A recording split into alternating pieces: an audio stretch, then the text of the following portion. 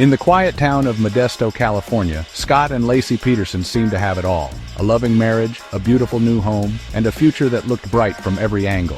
They were expecting their first child, a baby boy, and their excitement was contagious among friends and family.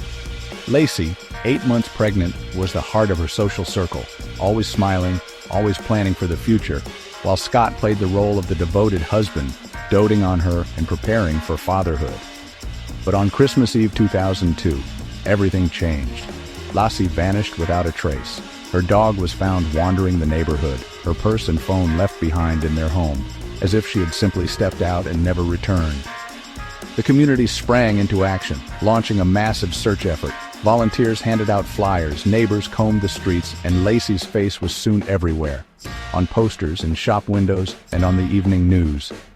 The nation watched, gripped by the unfolding mystery, hoping for a miracle. Candlelight vigils were held, and strangers prayed for Laci's safe return. But as days turned into weeks, hope began to fade. Scott told police he'd gone fishing alone that day, a detail that would soon become crucial to the investigation and raise more questions than answers. The perfect picture was shattered. Laci and her unborn child were missing, and suspicion began to swirl around Scott, casting a shadow over the once happy home. The case gripped the country, turning a private tragedy into a public obsession. News vans lined the street, headlines screamed for answers, and the Petersons' lives became the focus of relentless media attention. What happened to Laci Peterson? The question echoed across America, and the answer, when it came, would shock everyone. The search for Laci became a race against time, with every clue, every lead, and every piece of evidence scrutinized by detectives desperate for a breakthrough. But the truth that slowly emerged was darker than anyone could have imagined, casting a long shadow over the community. The fairy tale was over, replaced by heartbreak, suspicion, and a mystery that would haunt Modesto and the nation for years to come. Months passed with no sign of Laci until April 2003, when the bodies of a woman and a newborn washed ashore near where Scott claimed to have fished. DNA confirmed the worst. It was Laci and her unborn son Connor. The location was damning, right where Scott had been. Police uncovered Scott's secret boat, his research into tides, and his odd behavior after Laci's disappearance. He sold Laci's car, inquired about selling their house, and seemed detached. The evidence was circumstantial, but the coincidences piled up. Then a new revelation would turn the case upside down. The nation braced for the next twist. Enter Amber Frey, a name that would soon become central to the investigation and the media frenzy surrounding the case. Amber was a single mother, balancing work and raising her young daughter, when she revealed she'd been having an affair with Scott Peterson, unaware of his true circumstances. Scott told Amber he was single, and later, shockingly, claimed he was a widower. This was all before Laci was even reported missing, showing a calculated deception. At the request of police, Amber bravely agreed to record her phone calls with Scott, capturing his lies and manipulations on tape. While the world searched desperately for Laci, Scott was calling Amber, pretending to be in Paris for the holidays, weaving an elaborate web of deceit. The tapes revealed Scott living a double life, shattering his carefully crafted image as a devoted, grieving husband and exposing his true character.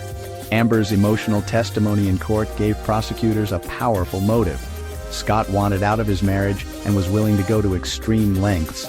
The public, once sympathetic, turned on Scott, convinced by the damning evidence of his deception and betrayal, fueling outrage across the nation.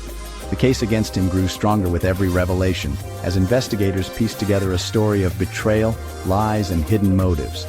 Was Scott Peterson simply a cheater caught in his own web, or was he something far more sinister, a killer hiding in plain sight? The answer to that haunting question would soon be decided in a court of law as the world watched and waited.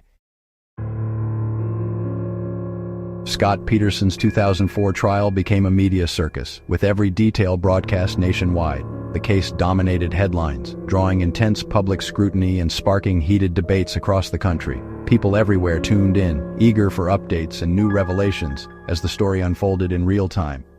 The prosecution built a case on Scott's lies, his affair, and circumstantial evidence, like Laci's hair found on his boat. They argued that his behavior after Laci's disappearance was suspicious and pointed to inconsistencies in his statements to police and the media. Amber Frey's testimony and the recorded calls were pivotal, painting Scott as a manipulator. Her emotional account, combined with the wiretapped conversations, gave the jury a glimpse into Scott's double life and the web of deception he had spun. The defense argued Scott was a liar, not a murderer, but the jury wasn't convinced. They tried to cast doubt on the evidence, suggesting that the case against Scott was built more on public opinion than on hard proof. Scott was found guilty of murdering Laci and their unborn son, sentenced to death in 2005. The verdict was met with a mix of relief and sorrow, as the nation watched the dramatic conclusion to a case that had captivated millions. The verdict brought closure for some, but questions lingered. For Laci's family, it was the end of a long ordeal, but for others, doubts about the investigation and trial persisted. Years later, Scott's death sentence was overturned, but his conviction stood. Legal battles continued, with appeals and new motions filed, keeping the case in the public eye. He remains in prison, insisting on his innocence. Scott's supporters argue that crucial evidence was overlooked, while others believe justice was served. The case became a true crime legend, with the public divided over Scott's guilt. Documentaries, books, and podcasts continue to explore every angle, fueling ongoing fascination and debate. Was justice truly served, or was there more to the story? The Peterson trial remains a touchstone for discussions about media influence, the legal system, and the search for truth. The debate was far from over, and the case continues to spark passionate arguments to this day. In 2024, the Los Angeles Innocence Project took on Scott's case, citing new evidence and possible errors at trial. They argue Laci may have confronted burglars near her home, and new witnesses claim to have seen her alive after Scott left.